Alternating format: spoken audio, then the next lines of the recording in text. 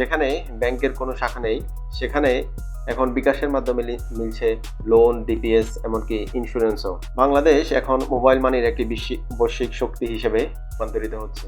যেখানে বাংলাদেশের প্রায় 57% মানুষ এখনও আনুষ্ঠানিক ব্যাংকিং সেবার বাইরে, সেখানে মোবাইল মানির মাধ্যমে বাংলাদেশে গড়ে উঠতেছে অর্থনৈতিক বিপ্লব। লন্ডন ভিত্তিক GSMA প্রকাশিত state of the industry report on mobile money 2025 অনুযায়ী বাংলাদেশ বিশ্বে মোবাইল মানি লেনদেনে প্রায় 8.61% অবদান রাখছে এবং দৈনিক লেনদেন প্রায় 396 মিলিয়ন মার্কিন ডলার, যা বাংলা টাকায় প্রায় 4,830 কোটি টাকা। আরও চমকপ্রদ তথ্য হচ্ছে, বিশ্বে মোবাইল মানি অ্যাকাউন্টের প্রায় 11.63% বাংলাদেশের দখলে।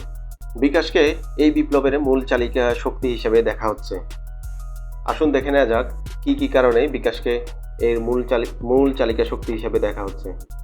ডিজিটাল লোনের ক্ষেত্রে 2024 সালে এই বিকাশের মাধ্যমে লোন নেওয়ার হার প্রায় দ্বিগুণ হয়েছে, যেটা 7% থেকে 14% গিয়ে পৌঁছেছে।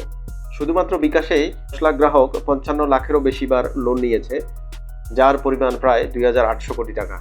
ডিপিএস এবং সঞ্চয়ের ক্ষেত্রেও 2024 সালে মোবাইল মানির মাধ্যমে টাকার সঞ্চয়ে স্থানান্তরিত হয় প্রায় দ্বিগুণ। এই বিকাশের মাধ্যমে দেশের প্রায় 32 লাখ মানুষ ব্যাংকের সাথে সাথে বিকাশেও সঞ্চয় করছে। ইন্স্যুরেন্সের ক্ষেত্রেও এই বিকাশের অবদান অনস্বীকার্য। তা হচ্ছে এই বীমা সেক্টরেও এই মোবাইল মানির ব্যবহার 4% থেকে 10% উন্নীত হচ্ছে বাংলাদেশে। এরই পরিপ্রেক্ষিতে বিশ্বে বাংলাদেশের প্রভাবটা কেমন? জনসংখ্যায় বাংলাদেশ বিশ্বে প্রায় 2.19% অংশীদার, অথচ মোবাইল মানি ব্যবহারকারী বাংলাদেশে প্রায় 3.8%। মোবাইল ফিনান্সিয়াল সার্ভিস এজেন্টদের মধ্যে শুধুমাত্র বাংলাদেশেই আছে বিশ্বের প্রায় 3.5%। এই পরিসংখ্যান একটা কথাই বলে, প্রযুক্তি এবং উদ্ভাবন যদি সঠিকভাবে ব্যবহার করা হয়, তাহলে দারিদ্রতা এবং অবকাঠামো কোনো বাধাই না।